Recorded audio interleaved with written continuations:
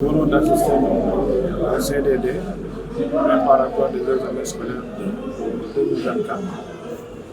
Donc, pour ce qui est du compte du département de Goudomp, c'est une réunion qui a regroupé tous les acteurs du milieu éducatif, mais aussi des autorités administratives, bien évidemment, des autorités territoriales et les maires, qui constituent aussi un maillon important du dispositif assurant la préparation en vue d'une bonne organisation de l'examen au niveau de l'IF de Goudomp.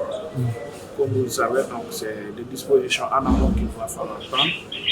Et déjà présent, je pense que les dispositions à notre niveau ont été bien prises en compte. Et donc, suite aux instructions reçues du ministère de l'Éducation nationale, nous avons aussi tantôt partagé avec les acteurs concernés la circulaire de l'éducation. Les instructions fermes ont été aussi données aux différentes autorités concernées par la question. Aujourd'hui, c'est une rencontre qui vient parachever tout ce processus pour essayer de faire de sorte que les violons soient accordés au même moment et qu'on puisse aller vers de bonnes conditions d'examen.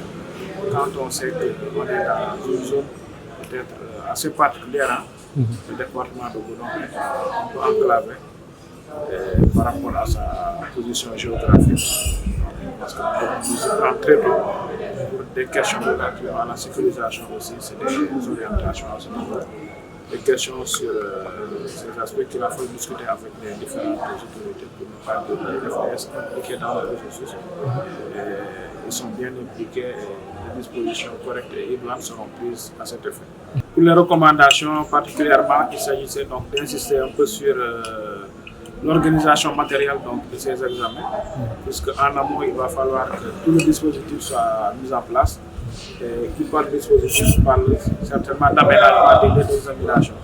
Sur cet aspect, je pense qu'en prélude même de la journée de l'enseignement sur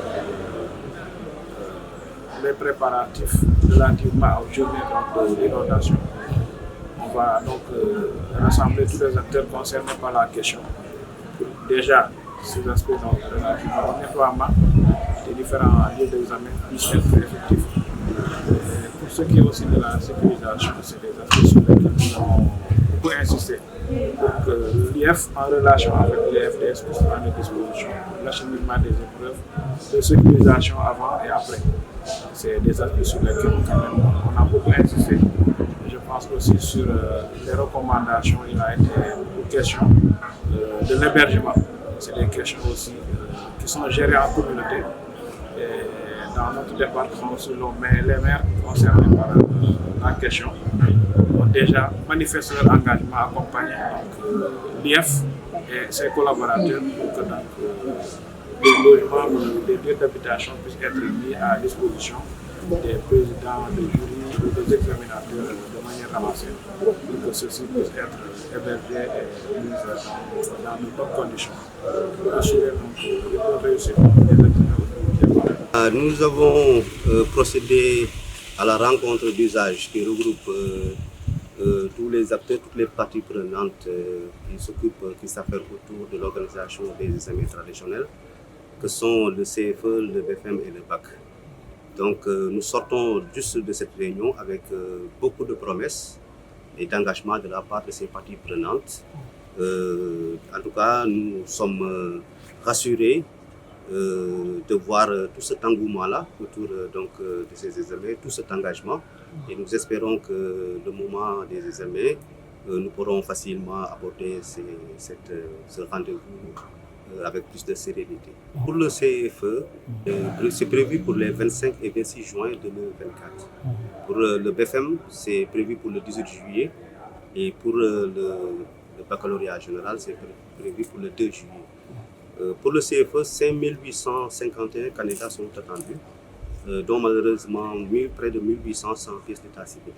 Bon, mais cela n'est pas un problème majeur pour cette année-ci, parce que cela ne va pas empêcher, en tout cas ces candidats-là, de se présenter à l'examen du CFE.